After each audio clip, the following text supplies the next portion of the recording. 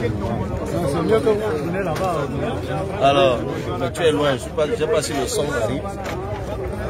Alors, si vous bavardez beaucoup autour, ça risque de... S'il vous plaît, silence, s'il vous plaît. Ça va, non, ils peuvent loin, mais c'est à côté que c'est compliqué. Alors, je dis bonsoir à tous ceux qui sont en train d'écouter. Comme ceux qui suivent l'actualité me concernant savent que je reviens tout juste de Brazzaville pour un séminaire atelier du réseau des parlementaires de la sous-région CEMAC sur les écosystèmes forestiers. C'était des travaux en rapport avec le bassin du Congo. Donc, une fois que j'atterris ici, je constate qu'il y a un attroupement devant l'aéroport et des casses immenses. Hein, parce que c'est un paysage, il faut se l'avouer, c'est un paysage un peu apocalyptique. Donc je suis sur les lieux, j'ai préféré m'exprimer sur la question étant sur les lieux. Alors, j'ai rencontré le premier adjoint au préfet du Vouli, qui est sur les lieux, pour qu'il me dise de quoi il est question. Et il m'a donc dit que c'était une opération d'assainissement de la zone portuaire, la zone aéroportuaire. Et je me suis procuré ce document, qui est donc une mise en demeure, qui a été signée le 24 juin 2021, donc il y a 2 jours, puisque nous sommes le 26, signé du premier adjoint préfectoral. Je préfère le lire, hein, mise en demeure pour ceux qui... Dans le cadre des travaux d'assainissement des espaces aéroportuaires du Cameroun, tels que définis par l'Organisation de l'aviation civile internationale et en application des instructions du ministre de l'administration territoriale.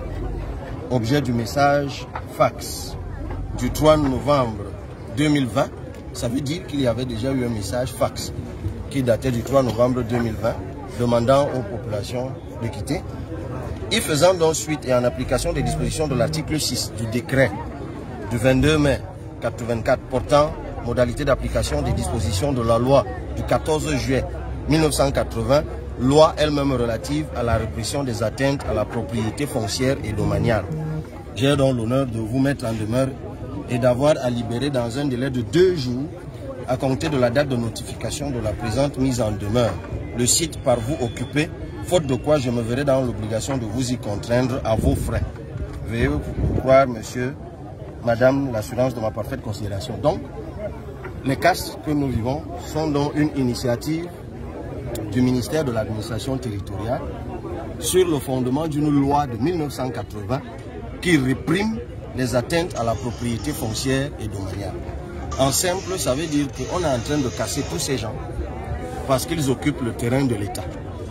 C'est ce que ce document veut dire. Que tous ces gens qu'on a cassés ici occupent le terrain de l'État. C'est pour ça qu'on vous réprime. Donc on est en train de vous sanctionner parce que vous avez porté atteinte à la propriété foncière et domaniale de l'État. C'est ce que ça veut dire. Donc rendu sur ces lieux, je me suis donc battu pour comprendre si ce terrain appartenait vraiment à l'État. Parce qu'il faut le reconnaître, l'aéroport est juste en face. Donc on est tenté de penser que c'est effectivement la zone aéroportuaire. Alors, ce monsieur et une autre dame que j'ai eu au téléphone ont promis de me donner des mémos et des documents qui attestent de ce que ce terrain n'est pas le terrain de l'État. Il y a une dame qu'on a cassée, que j'ai eu au téléphone, ça s'est coupé, je crois que son téléphone s'est déchargé puisqu'on me dit qu'elle était ici toute la nuit. J'imagine que c'est une hypothèse. Et pendant qu'on échangeait, parce qu'elle m'a dit qu'elle était en train d'aller laisser ses choses à l'OCOM, elle me dit qu'elle vient de gagner un procès devant le juge administratif, un procès qui a duré 8 ans. Où il y a effectivement un peu plus de 8 ans, elle avait été sommée de déguerpir au motif qu'il y avait une fuite des tuyaux de pétrole, puisque en face là il y a un dépôt pétrolier sous son immeuble. Donc elle a réussi à démontrer au juge que d'abord cette allégation était fausse et qu'il n'y a jamais de tuyaux. dans sa maison et le juge a ordonné qu'elle soit réintégrée dans sa propriété, dans ses droits. Alors, si ce que cette dame me dit est vrai, sous réserve que j'obtienne ces documents, si le juge a ordonné qu'elle soit réintégrée dans ses droits, ça veut dire qu'elle avait des droits ici. Donc si on est venu la casser maintenant, ça veut dire que ses droits sont violés. Ce cas, ne serait-ce que ce cas, peut déjà attester de ce que il y a au moins une personne ici qui est cassée en violation de ses droits. Mais comme je le dis encore... Et avant lui-même, avant cette dame, il y a eu une première personne qui a été déguerpie. Ça fait environ une dizaine d'années.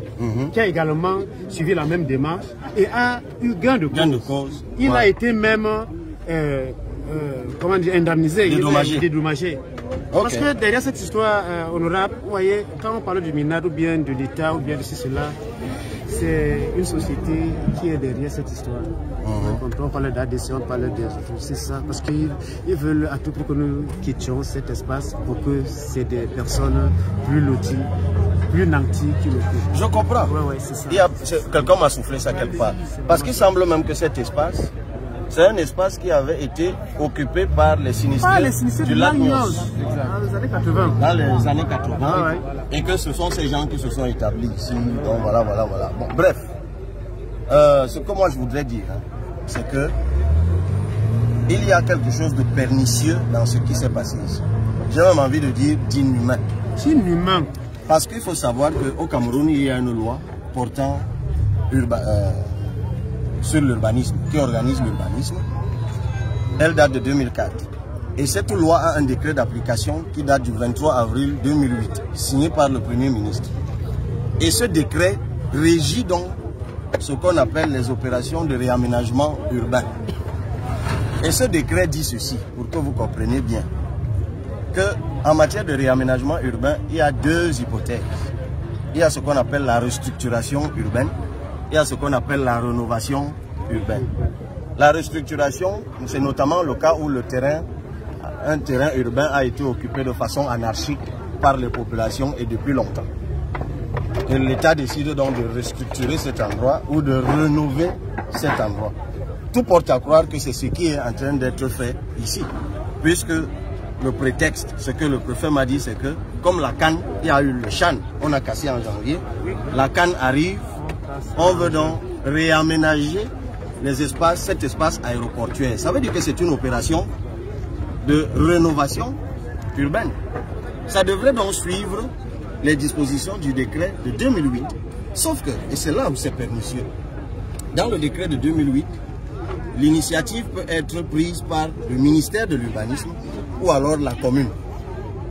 Quand l'initiative de restructuration ou de rénovation a été prise par le ministère de l'Habitat, ce décret prévoit que les personnes qui vont être déguerpies doivent être indemnisées, qu'elles soient titulaires d'un titre foncier ou pas.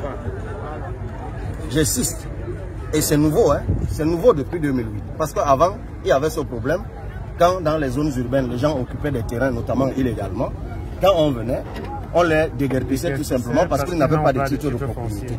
Sauf que désormais, cette loi dit que dans le cadre de la restructuration de la rénovation urbaine, les populations déguerpies doivent être indemnisées, qu'elles aient titre foncier ou pas. Ça, c'est quand l'opération est menée par le ministère de l'Urbanisme et de l'Habitat. L'autre hypothèse, c'est que l'opération de restructuration et de rénovation est menée par la commune ou un groupement de communes. Dans ce cas, la loi dit que les populations, que ça doit faire l'objet d'un plan de rénovation ou de restructuration. Et que ce plan de rénovation doit être envoyé au ministère de l'Habitat qui le valide sous 60 jours. Et le décret précise que ce plan de restructuration ou de rénovation doit contenir les modalités et les indications de recasement. Voilà ce que le décret dit. En fait, ce qui est en train d'être fait ici, et on peut même comprendre, dans une certaine mesure, que parce qu'il y a la canne, l'État veut que les alentours de l'aéroport soient beaux. D'accord, on peut comprendre. Sauf que c'est donc une opération de restructuration ou de rénovation. Et que dans ce cas, soit c'est le MINDU qui le fait, on vous indemnise, que vous ayez le titre foncier ou pas. soit alors c'est la commune qui le fait et on vous recase. Sauf qu'ils ne l'ont pas fait. Ils n'ont rien fait. On fait plutôt porter l'initiative par le MINAD, qui n'a ni obligation de recasement, ni obligation d'indemnisation, qui lui, se fondant sur un texte de 80, a le pouvoir de sanctionner les gens qui occupent illégalement le terrain sans se soucier de ce qu'ils deviennent. C'est pour ça que je trouve que c'est inhumain. C'est même dans une certaine mesure un peu, disons, inhumain. N'employons pas de plus gros mots. C'est plutôt inhumain et pernicieux. Donc, je veux bien que la CAN arrive, mais on pouvait très bien mener cette opération. La CAN ne nous surprend pas. Nous nous sommes battus pour l'avoir. Donc l'État aurait bien pu trouver un moyen d'indemniser ces populations, ou tout au moins de faire porter ça à la commune et de recaser les gens. Je crois qu'il y a encore des terrains à Douala où l'État peut recaser les gens. Donc je crois que c'est vers ça qu'il faut aller. Je ne sais pas s'il y a eu un recensement de tous les gens. On n'a pas eu. Nous sommes auto-recensés pour faire comprendre à ces autorités que voilà, nous sommes quand même une cosmopolite, c'est-à-dire un groupe, un peuple à cet endroit. Hein? Ok. De toute façon, je rappelle à ceux qui ne savent pas où on est, qu'on est à Douala, devant l'aéroport. La zone s'appelle Newton Aéroport. C'est un vieux quartier, hein. J'ai croisé des gens qui sont ici depuis 20 ans, 30 ans. Ah ben, la maison à l'âge de 27 ans. Depuis combien de temps? 27 ans. Hein? Donc, et il y a les gens qui sont là 10 ans avant moi. Alors, donc voilà ce que moi je voulais. Je vais repartir. J'ai pris les contacts de certaines personnes ici. Madame Ebonse notamment, qu'on va essayer d'appeler. Vous-même, monsieur Job. Job Tundu. Job Ntou. Et monsieur Youssouf. On va se retrouver peut-être demain pour que je puisse avoir le mémo et tous les documents. Moi, je pense que si on arrive à la conclusion qu'il y a effectivement des gens qui étaient dans leurs droits et que ces droits ont été violés, on va essayer de vous organiser pour qu'il y ait des actions judiciaires. Bon, c'est le contentieux administratif, ça prendra le temps que ça prendra, mais même s'il faut que ça prenne 8 ans, comme celui de la dame, ça aboutira, justice sera faite. Parce que moi je dis encore que si on ne veut pas que les gens prennent les machettes et les gourdins pour régler leurs comptes, il faut au moins que la justice puisse faire son travail lorsque les citoyens sont en détresse. Parce que j'apprends que ce matin, on a enlevé, on a arrêté. J'ai vu des véhicules de militaires, de gendarmes, d'anti-émeutes. Enfin, la zone est plutôt militaire. Les gens ont été interpellés. Ça me dit, il y a des gens qui ont été arrêtés. On m'a même dit qu'il y a un imam. S'il vous plaît. Moi, je continue à dire qu'on n'est pas, si l'État s'y prend bien, humainement, on n'est pas obligé d'arriver à des situations où on arrête les gens, on se tire dessus. Si ça avait été fait de façon humaine, on peut rattraper, je le pense. Pour ceux dont les droits ont été violés, on va les aider, on va vous aider. Et on va voir ça avec les personnes avec qui on va échanger. Sur les avocats qu'on pourra mettre à votre disposition pour qu'une action judiciaire, ça c'est le contentieux administratif, soit entreprise. Même dans l'hypothèse où vous êtes dans l'illégalité, je le dis encore qu'il y a le décret d'application de 2008.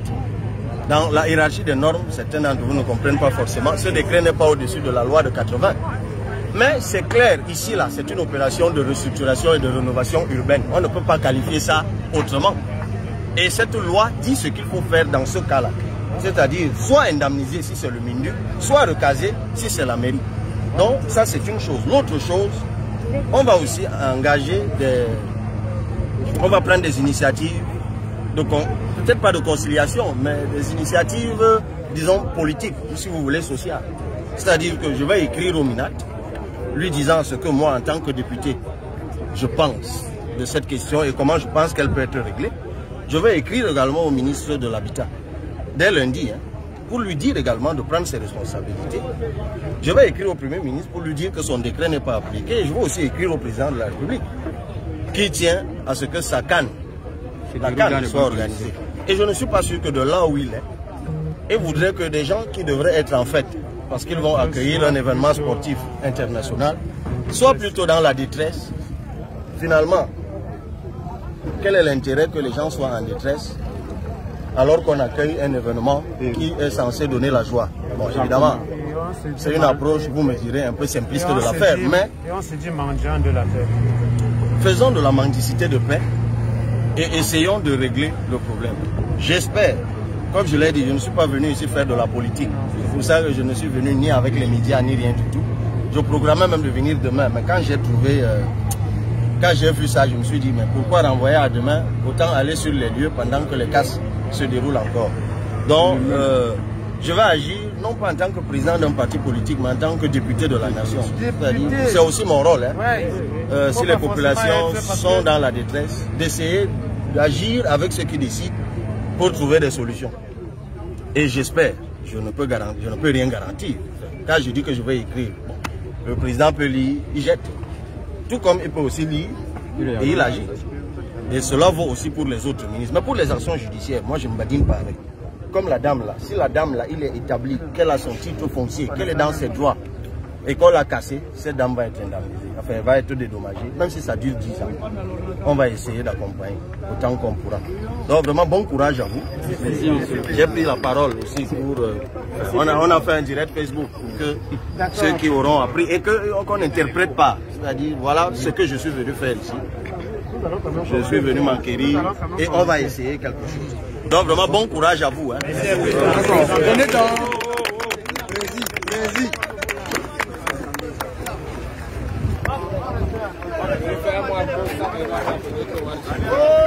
Merci.